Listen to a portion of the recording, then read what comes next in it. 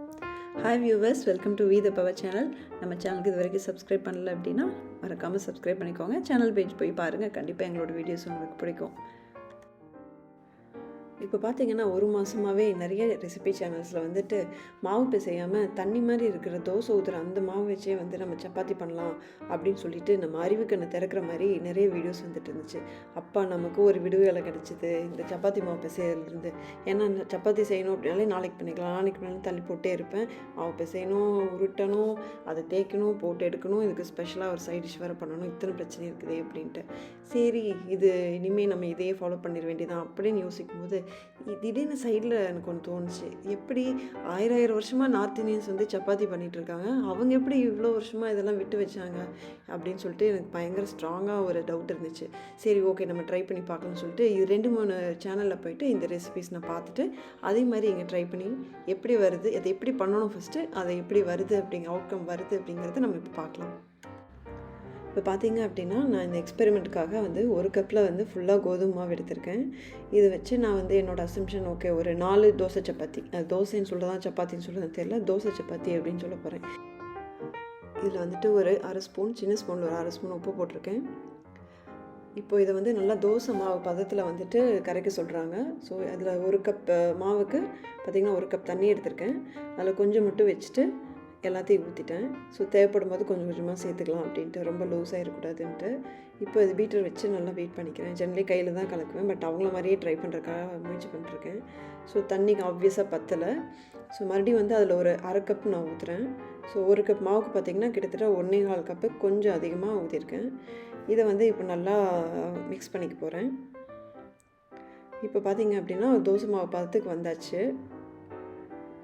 இதோட போதும்னு நினைக்கிறேன். இது வந்து 5 நிமிஷம் வந்து அப்படியே வைக்க சொல்கிறாங்க. ஸோ 5 நிமிஷம் வந்து நம்ம தோசைக்கே அப்படி தானே செய்வோம். ஸோ 5 நிமிஷம் வந்து இதை அப்படியே வச்சுட்டு போகிறேன். இப்போது தவாவில் வந்து லோ ஃப்ளேமில் வச்சுட்டு நம்ம இதை ஹீட் பண்ண போகிறோம். இது கம்ப்ளீட் ப்ராசஸும் வந்து லோ ஃப்ளேமில் வச்சுட்டு தான் பண்ணணும் அப்படின்ட்டு சொல்கிறாங்க. ஸோ நான் வந்து இனிஷியலாக கொஞ்சம் ஒரு ஃபியூ செகண்ட்ஸ் மீடியம் ஃப்ளேமில் வச்சுட்டு அப்புறம் கம்ப்ளீட்டாக லோவில் மாற்றிட்டேன். இப்போ வந்து மாவு ஊற்றியாச்சு. இது யூஸ்வலாக தோசை இதில் பண்ணுற மாதிரி ஸ்ப்ரெட் பண்ணக்கூடாது. ஸோ இது வந்து கிட்டத்தட்ட பார்த்திங்கன்னா ஒரு ஊத்தப்பம் டைப்பில், இல்லை ஒரு பேன் கேக் டைப்பில் வந்துட்டு ஊற்றிட்டு லைட்டாக ஈவனாக ஸ்ப்ரெட் ஆகிற மாதிரி கொஞ்சம் டில் பண்ணிக்கணும் தவாவை. கிட்டத்தட்ட நான் வந்து இப்போ 1 மினிட் ஆச்சு. இப்போ நீங்கள் பார்க்குற ஸ்டேஜில் இது ஃபாஸ்ட் ஃபார்வர்ட் மோடில் இருக்குது. ஆக்சுவலி பார்த்திங்கன்னா ஒரு 1.5 நிமிஷத்துக்கு வெயிட் பண்ணதுக்கப்புறமா இந்த எடுக்கிற அளவுக்கு லைட்டாக காஞ்ச மாதிரி இருக்குது. இதுவே பாருங்கள், ஆக்சுவலாக இன்னுமே கொஞ்சம் ஸ்டிக்கியாக கொஞ்சம் சாஃப்டாக இருக்கிற மாதிரி தான் இருக்குது. இப்போ திருப்பி போட்டாச்சு. இப்போ வந்து கிட்டத்தட்ட பார்த்திங்கன்னா ஒரு 1.25 நிமிஷம் ஆகிடுச்சு. இந்த பார்த்தா கொஞ்சம் ஃபுல் ஒயிட்டாக தான் இருக்குது. ஏன்னா இதுக்கு மேலே விட்டால் கருகிடுமோ அப்படின்னு சொல்லிட்டு நான் கிட்டத்தட்ட ஒரு 1.25 நிமிஷத்துலேயே எடுத்தாச்சு. இப்போ வந்து இன்னும் ஒரு ஃபியூ செகண்ட்ஸ் வெயிட் பண்ணலாம், அது மூவ் பண்ணுற ஸ்டேஜுக்கு வருதா அப்படின்னு பார்த்துட்டு திருப்பி போடுறேன். இப்போ பார்த்திங்கன்னா ஒரு 2.5 நிமிஷம் ஆகிடுச்சு. இதுவும் ஃபாஸ்ட் ஃபார்வர்ட் மோடில் தான் உங்களுக்கு காட்டுறேன்.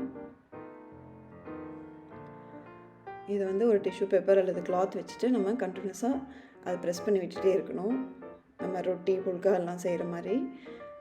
ஸோ இது வந்து இன்னும் எனக்கு வந்து கிட்டத்தட்ட இப்போ ஒரு 3 நிமிஷம் 3.5 நிமிஷம் ஆகிடுச்சு. ஒரு சைடு மட்டும் பார்க்குறக்கு சப்பாத்தி மாதிரியே இருக்குது, பட் இந்த சைடு நான் பார்த்தீங்கன்னா கொஞ்சம் ஒயிட்டாகவே தான் இருக்குது எவ்வளோ நேரம் விட்டாலும். இந்த சைடு பார்த்திங்கன்னா பார்க்குறக்கு சப்பாத்தி மாதிரியே தான் இருக்குது.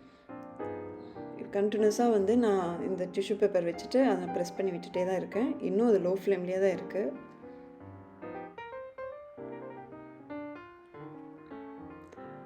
ஸோ கொஞ்சம் பார்த்திங்கன்னா உங்களுக்கே தெரியும் சைட்லலாம் வந்து உப்பு ஆரம்பிச்சிருச்சு. ஹே அப்படின்னு சொல்லிட்டு செம்ம ஹாப்பி எனக்கு. ஆனால் பார்த்திங்கன்னா இப்போ டைம் என்னவாயிருக்குன்னு நினைக்கிறீங்க? 6 நிமிஷம் ஆகுது. 6 நிமிஷத்துக்கு அப்புறம் தான் இந்த ஸ்டேஜே வருது. இல்லை எனக்கு தான் பண்ண தெரியலையா என்ன அப்படிங்கிற டவுட்டும் இருந்துச்சு. எனிவே எப்படி பார்த்தாலும் இது வந்து கிட்டத்தட்ட நான் எனக்கு நல்லா உப்பு ஆரம்பிச்சிருச்சு. ஆனால் இதுக்கான டைம் பார்த்திங்கன்னா இப்போ 6 நிமிஷத்துக்கு மேலேயே ஆகிடுச்சு. ஆனால் பார்த்திங்கன்னா சப்பாத்தி மாதிரியே நல்லா உப்பி வந்துருச்சு. ஃபுல்லாக ஒரு இடத்துல கூட வந்து ஒட்டிட்டு இல்லை, ஃபுல் சப்பாத்தியும் வந்து நல்லா உப்பி இருக்குது. அப்படியே ஒரு பூரி உப்புற மாதிரி உப்பி இருக்குது. நீங்களே பார்க்குறீங்களா, நல்லா உப்பி இருக்குது. நான் எடுத்துட்டேன். 6.5 நிமிஷம் ஆச்சு எனக்கு.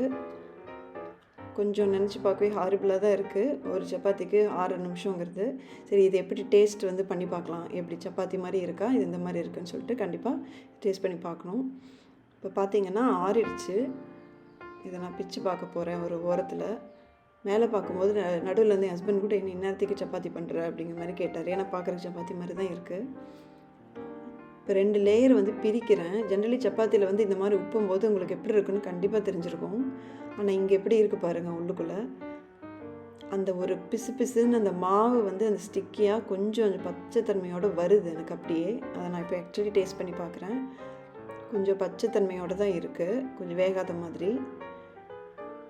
6 நிமிஷம் உள்ளே விட்டும் அது வேகலை. இப்போ நான் ஆக்சுவலி ஒரு பைட் பண்ணி பார்த்துருக்கேன். அப்படியே இது வந்து தோசை, இத்தனைக்கும் டேஸ்ட்டு கம்மியான தோசை மாதிரி தான் இருந்துச்சு. நம்ம கோதுமை தோசை எப்போயும் ஊற்றுவோம் இல்லைங்களா, அந்தளவுக்கு கூட இதில் டேஸ்ட் வரல. சுத்தமாக சப்பாத்தி மாதிரியே இல்லை. ஈவன் அந்த நம்ம இந்த ப்ராசஸ் பண்ணும்போது அந்த ஸ்மெல்லில் கூட வந்து சப்பாத்தியோட ஸ்மெல் வரல. ஸோ இது வந்து பார்க்குறக்கு சப்பாத்தி மாதிரி ஒரு வஸ்து. ஆனால் வந்து இது தோசையோ இல்லை சப்பாத்தியோ இல்லை, எந்த கேட்டலையும் சேர்க்க முடியாது. இத்தனைக்கும் நம்ம தோசையாக விட்டுருந்தால் இந்நேரம் வந்து 4 தோசை அழகாக ஊற்றி எடுத்திருப்பேன். சப்பாத்தியாக இருந்தாலும் இந்த 6-7 நிமிஷத்தில் வந்து நம்ம மினிமம் 3 சப்பாத்தியாவது போட்டிருக்கலாம். இதை நம்பி நம்ம ஒரு 4 பேருக்கு சாப்பாடு வைக்க போடணும் அப்படின்னா ஒரு 3 மணி நேரம் ஆயிரும்னு நினைக்கிறேன். இதுக்கு சைட் டிஷ் வேறு தனியாக பண்ணணும். ஸோ இந்த மாதிரி வீடியோஸ் வரும்போது ரொம்ப கேர்ஃபுல்லாக ட்ரை பண்ணுங்கள். உங்களோட பொருளையும் டைமையும் வேஸ்ட் பண்ணிடாதீங்க. வீடியோ உங்களுக்கு பிடிச்சிருந்துன்னா லைக் பண்ணுங்கள், ஷேர் பண்ணுங்கள், மறக்காமல் சப்ஸ்கிரைப் பண்ணுங்கள். தேங்க்ஸ் ஃபார் வாட்சிங். Bye bye.